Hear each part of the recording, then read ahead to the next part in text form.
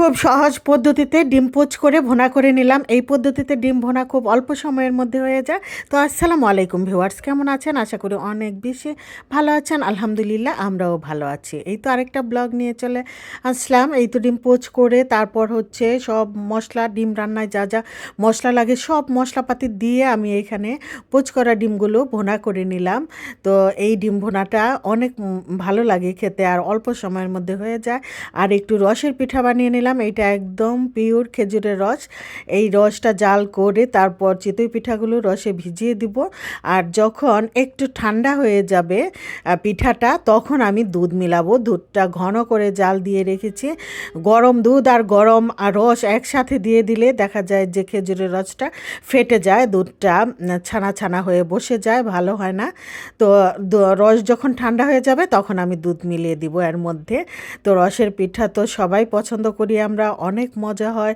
আর যদি গুড়টা হয় একদম খাঁটি তাহলে আরও বেশি মজা হয়, স্মেলটা খুব ভালো আসে। আর দুধ ঘন করে জাল দিয়ে দিলে এর মধ্যে আরও বেশি মজা হয়। একদম অনেক মজা হয়েছিল পিঠাটা। পরদিন সকালবেলা খেয়েছি, ভিজানোর পরপর কেউ খেয়েছে আধা ঘন্টা পরে, আমি অবশ্য পরদিন সকালবেলা খেয়েছি। এত মজা হয়েছিল পিঠাটা, মানে পিওর গুড় আর রস যদি পাওয়া যায় তাহলে পিঠাটা বেশি মজা হয়। খুবই লোভনীয় আর মজার হয়েছিল পিঠাটা। আর এইখানে হচ্ছে আমি হাঁসের মাংস রান্না করব। তো দুপুরবেলা ভাবতেছিলাম কি রান্না করি, তো মনে হলো যে হাঁস নিয়ে আসছিলো আগের দিন, দুইটা পাতি হাঁস মানে দেশি হাঁস যেটাকে বলে, কেটে ধুয়ে বেছে সুন্দর করে ধুয়ে রেখেছিলাম আমি। এইটা মশলাটা কষিয়ে নিয়ে তারপর হাঁসের মাংসটা এখানে দিয়ে দিলাম। এখন মাংসটাকে অনেক ভালো করে অনেকক্ষণ ধরে কষায় নিব। ভালো করে কষানো হয়ে গেলে তারপর গরম পানির ঝোল দিয়ে আমি রান্না করে নেব। আর ভাবতেছিলাম হাঁসের মাংসের সাথে কি রান্না করব, পোলাও করব না চালের আটার রুটি করব না খিচুড়ি করব। এই তিনটা নিয়ে ভাবতে ভাবতে তারপর খিচুড়ি করে ফেললাম।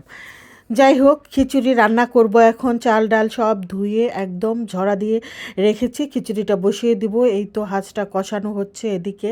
আর পাতি হাঁস একটু অন্যরকম লাগে আর চীনা হাঁসটা একটু অন্যরকম লাগে, মজা দুইটাই লাগে। তো পাতি হাঁসটা একটু হাড্ডিটা শক্ত শক্ত হয়, ভালো লাগে খেতে, ওইটাও ভালো লাগে। আমার কাছে দুইটাই ভালো লাগে। তো আমার বড় ছেলেটা বলতেছিল দেশি হাঁস খাবে, পাতি হাঁস, যার জন্য দুইটা পাতি হাঁস নিয়ে আসছিল। ওর বাবা বলছিল দুইটা একসাথেই রান্না করো। আমি আবার আজকে কি রান্না করব করে একটা ভিজিয়ে দিয়েছি, আরেকটা থাক একটা ভিজাই। তো এই যে খিচুড়ি বসায় দিব এখানে, পাতিলে সব গরম মশলা সব কিছু দিয়ে একটু ভাজা ভাজা করে নিলাম। এখন চাল ডাল আমি সুন্দর করে একটু ভেজে নিব, ভেজে নিয়ে গরম পানি দিয়ে দিব এর মধ্যে। আর খিচুড়িটা হবে একদম ভোনা ভোনা হবে, এত ঝরঝরা না।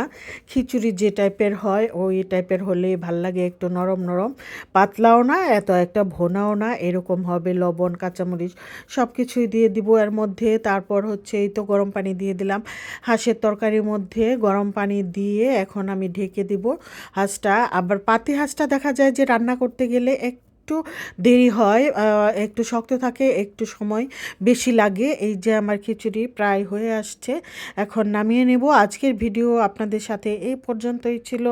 তো আমরা এখন শাওয়ার, নামাজ সব কিছু শেষ করে এসে সবাই মিলে খেতে বসবো হাঁসের মাংস আর গরম গরম খিচুড়ি। সবাই অনেক বেশি ভালো থাকবেন। আল্লাহ হাফেজ, আসসালামু আলাইকুম।